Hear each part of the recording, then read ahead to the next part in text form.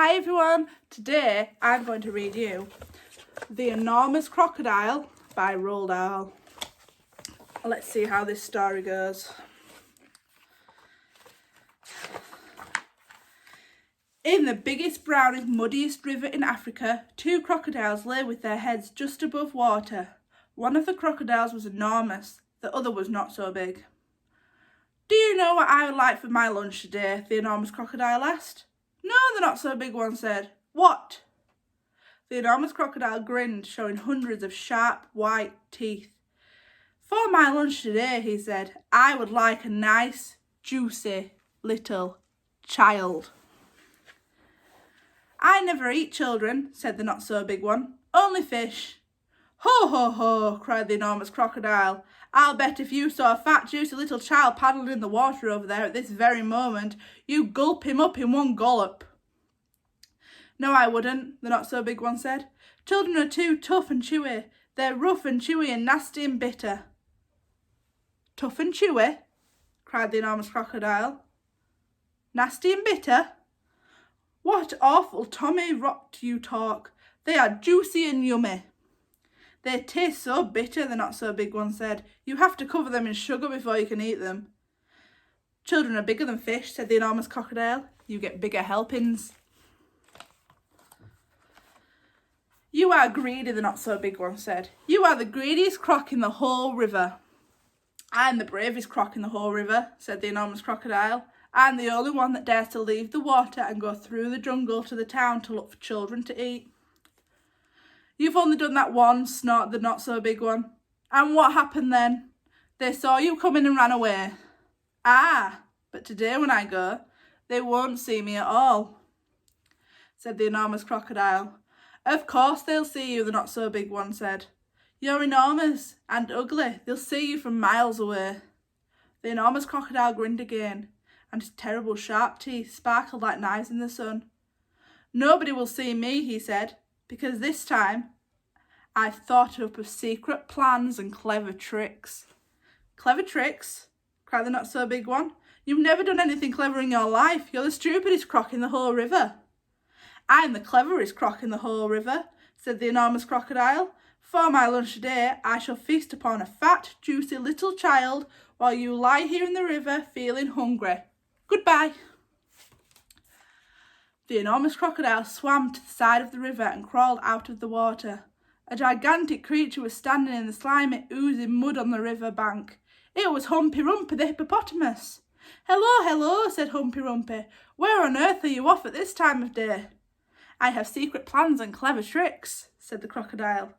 "Oh dear," said Humpy Rumpy. "I'll bet you're going to do something horrid." The enormous crocodile grinned at Humpy Rumpy and said, "I'm going to fill my hungry, empty tummy with something yummy, yummy, yummy." "What's so yummy?" asked Humpy Rumpy. "Try to guess," said the crocodile. "It's something that walks on two legs." "You don't mean," said Humpy Rumpy. "You don't really mean you're going to eat a little child?" "Of course I am," said the crocodile. "Oh, you horrid, greedy, grumptious brute," cried Humpy Rumpy. "I hope you get caught and cooked and turned into crocodile soup." The enormous crocodile laughed out loud at Humpy Rumpy and waddled off into the jungle. Inside the jungle, he met Trunky the elephant. Trunky was nibbling trees from the top of the tall tree, and he didn't notice the crocodile at first, so the crocodile bit him on the leg. "How?" said Trunky in his deep voice. "Who did that?" "Oh, it's you, you beastly crocodile. Why don't you go back to the big brown muddy river where you belong?" "I have secret plans and clever tricks," said Crocodile. "You mean you've got nasty plans and nasty tricks," said Trunky. "You've never done anything nice in your life." The enormous crocodile grinned up at Trunky and said, "I'm off to find a yummy child for lunch. Keep listening and you'll hear the bones go crunch." "Oh, you wicked beast," cried Trunky. "Oh, you foul, filthy fiend. I hope you get squashed and squished and squizzled and boiled up into crocodile stew." The enormous crocodile laughed out loud and disappeared into the thick jungle. A bit further on, he met Mugglewump, the monkey. Mugglewump was sitting on a tree eating nuts. "Hello, Crocky," said Mugglewump. "What are you up to now?" "I have secret plans and clever tricks," said the crocodile. "Would you like some nuts?" asked Mugglewump. "I have better things to eat than nuts," sniffed the crocodile. I didn't think there was anything better than nuts," said Mugglewump. "Aha," said the enormous crocodile. "The sort of things I'm going to eat have fingers, toenails, arms, legs, and feet." The Mugglewump went pale and began to shake all over. You're not really going to gobble up a child, are you?" he said. "Of course I am," said the crocodile. "Clothes and all. They taste better with the clothes on." "Oh, you horrid hoggish croc," cried Mugglewump. "You slimy creature, I hope the buttons and buckles all stick in your throat and choke you to death." The crocodile grinned up at the Mugglewump and said, "I can eat monkeys too." And quick as a flash, with one bite, his huge jaws, he bit through the tree that Mugglewump was sitting in, and down it came. But just in time, Mugglewump jumped into the next tree and swung away into the branches. A bit further on, the enormous crocodile met the roly-poly bird. The roly-poly bird was building a nest in an orange tree. "Hello there, enormous crocodile," said the roly-poly bird. "We don't often see you up here in the jungle." "Ah," said the crocodile, "I have secret plans and clever tricks." "I hope it's nothing nasty," said roly-poly bird. "Nasty," cried the crocodile. "Of course it's not nasty, it's delicious. It's luscious, it's supper, it's munchous, it's dupper, it's better than rotten old fish. You mash it and bunch it and chew it and crunch it, and it's lovely to hear it go squish." "It must be berries," said the roly-poly bird. "Berries are my favourite food in the world. Is it raspberries, perhaps? Or could it be strawberries?" The enormous crocodile laughed so much his teeth rattled together like pennies in a money box. "Crocodiles don't eat pennies," he said. "We eat little boys and girls, and sometimes we eat roly-poly birds as well."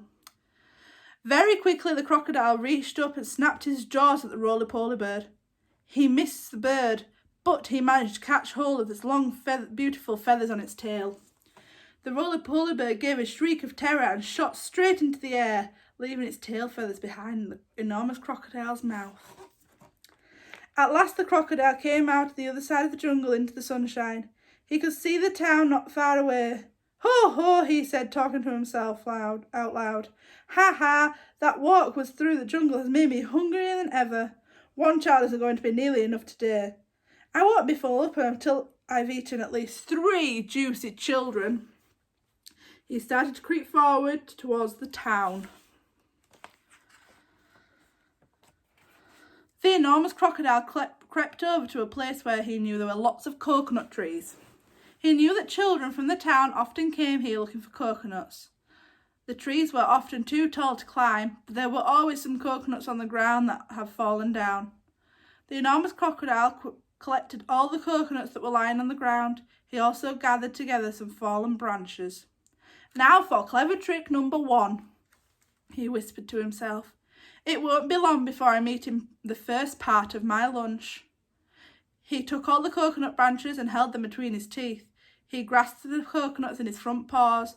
Then he stood up straight in the air, balancing himself on his tail. He arranged the branches and the coconuts so very cleverly that he looked exactly like a small coconut tree standing amongst the big ones. Soon 2 children came along. They were brother and sister. The boy was called Toto. His sister was called Mary. They walked around looking for fallen coconuts, but they couldn't find any because the enormous crocodile had gathered them all up. "Oh, look," cried Toto. "That tree over there is much smaller than the others, and it's full of coconuts.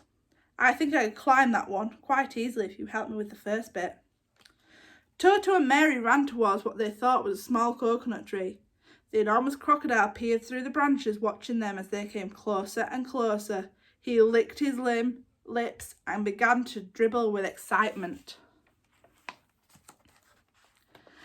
Suddenly, there was a tremendous whooshing noise. It was Humpy Rumpy the hippopotamus. He came crashing and snorting out of the jungle. His head was down low and he was galloping at a terrific speed. "Look out, Toto," shouted Humpy Rumpy. "Look out, Mary. That's not a coconut tree. It's the enormous crocodile. He wants to eat you up." Humpy Rumpy charged straight into the enormous crocodile. He caught him with his giant head and sent him tumbling and skidding over to the ground. "Owie!" cried the crocodile. "Help! Stop it! Where am I?" Toto and Mary ran back to the town as fast as they could. But crocodiles are tough. It's difficult for even a hippopotamus to hurt them. The enormous crocodile picked himself up and crept towards the place where he knew the children's playground was. "Now for clever trick number 2, he said to himself. "This one is certain to work." There were no children in the playground at the moment. They were all at school. The enormous crocodile found a large piece of wood and placed it in the middle of the playground. He laid across the piece of wood and tucked his feet under so that he looked at almost the exact same as a seesaw. When school was over, all the children came running into the playground. "Oh, look," they cried, "we've got a new seesaw." They all crowded round, shouting with excitement. "Bags, I have a go first. I'll get on the other end. I want to go first. So do I, so do I." Then a girl who was older than the others said, "It's rather a funny, knobbly sort of seesaw, isn't it? Do you think it'll be safe to sit on?" "Of course it will," the others said. "It looks strong as anything." The enormous crocodile opened one eye just a tiny bit and watched the children who were crowding round him. Soon he thought, "One of them will sit on my head. I'll give it a jerk and a snap, and after that it will be yum, yum, yum." In that moment there was a flash of brown and something jumped into the playground and hopped on to the swings. It was Mugglewump the Monkey. "Run!" Mugglewump shouted to the children. "All of you run! Run! That's not a seesaw. It's the enormous crocodile and he wants to eat you up." The children screamed and ran for their lives. Mugglewump disappeared into the playground and the enormous crocodile was left all alone. He cursed the monkey and waddled back into the bushes to hide. "I'm getting hungrier and hungrier," he said. "I shall have to eat at least 4 children now before I fill up." The enormous crocodile crept round the edge of the town, taking great care not to be seen. He came to a place where they were getting ready to have a fair. There were slides and swings and dodgem cars and people selling popcorn and candy floss. There was also a big roundabout. The roundabout had marvellous wooden creatures for children to ride on. There were white horses, lions and tigers and mermaids and fishes' tails and fearsome dragons with red tongues sticking out of their mouths. "Now for clever trick number 3, said the enormous crocodile, licking his lips. When no one was looking, he crept up onto the roundabout and put himself between a wooden lion and a fearsome dragon. He sat up a bit on his back legs and kept very still. He looked exactly like a wooden crocodile on the roundabout. Soon all sorts of children came flocking into the fair. Several ran towards the roundabout. They were all very excited. "I'm going to ride the dragon," one said. "I'm going to ride the lovely white horse," cried another. "I'm going on a lion," cried the third one. And one little girl whose name was Jill said, "I'm going to ride on that funny old wooden crocodile." The enormous crocodile kept very still. You could see the little girl coming towards him. "Yum, yum, yum," he thought. "I'll gulp her up easily in one gulp." Suddenly there was a swish and a swoosh and something came swishing and swooshing out of the sky. It was the roly-poly bird. He flew round and round singing, "Look out, Jill, look out, look out. Don't ride on that crocodile." Jill stopped and looked up. "That's not a wooden crocodile," sang the roly-poly bird. "It's a real one. It's the enormous crocodile from the river and he wants to eat you up." Jill turned and ran. So did all the other children. Even the man that was working on the roundabout jumped off and ran away as fast as he could. The enormous crocodile cursed the roly-poly bird and waddled back in the bushes to hide. "I'm so hungry now," he said to himself. "I could eat 6 children before I'm full up."